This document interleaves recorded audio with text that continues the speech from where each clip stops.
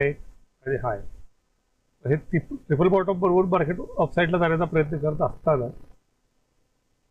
सर्वांची अशी इच्छा होती की मार्केट अपसाईडला जाणार, पण कुठेतरी थोडं प्रॉफिट बुकिंग येताना दिसतंय. तर हे कंटिन्यू राहील प्रॉफिट बुकिंग, काहीतरी वर जाईल. तर याची एक रेंज दाखवत आहे हा सपोर्ट. या रेंजमध्ये जर मार्केटनी सपोर्ट घेतला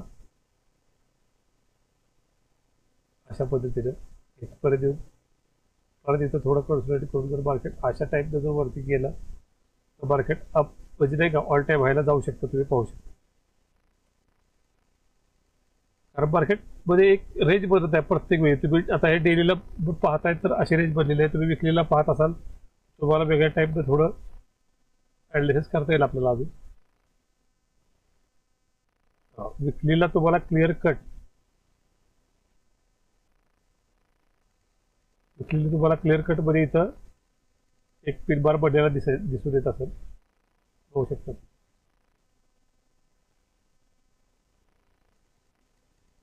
इथे एवढा मोठा पिन बार बनलेला विकली मध्ये. या पिन बार नंतर जर इथून सेल ऑफ आला हा या रेंज पर्यंत येऊ शकतो, जे की प्रॉफिट बुकिंग असू शकतं. आणि तिथून परत निफ्टी अपट्रेडला जाऊ शकतो. कारण का निफ्टीमध्ये पॉझिटिव्ह नाही का, पॉझिटिव्ह न्यूज खूप आहेत. तसे रेपो रेट वगैरे मध्यंतरी चेंज झाले. आता आपले नाही का टेरिफचे किंवा अमेरिकेतून काय काय न्यूज येतात त्यामुळे तर खूप मार्केटवर परिणाम पडलेला दिसून येतो. त्यामुळं पण खूप ऑल टाईम हाय खूप वेळा जाता मार्केट ऑल टाईम हाय देत नाही आहे.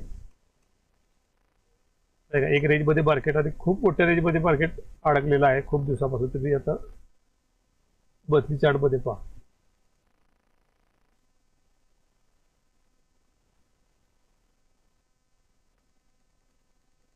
एक रेंज मार्केटने बनवताना दिसते बघा कम्प्लीट. जवळजवळ 1277 दिवस तुम्हाला इथे दाखवत असेल बघा. एका महिन्याची एक कॅन्डल आहे. त्या दृष्टिकोनातून हे एवढे दिवस मार्केटने इथे या रेंजमध्ये खाल्ल्यानंतर आता इथून ब्रेकआउट दिला तर मार्केट ऑल टाईम हाय करून वरती अजून एक रेंज देऊ शकतं, चांगलीच रॅली देऊ शकतं जर याच्यावर गेलं तर. त्याचं कारण असं आहे की मार्केटनं प्रत्येक वेळी एक रेंज बनवल्यानंतर एक चांगली अप ट्रेंडची मूव दिलेली आहे. तुम्ही अजून खालच्या साईडला पण बघू शकता. निफ्टीनं पहिल्यापासून जर पहा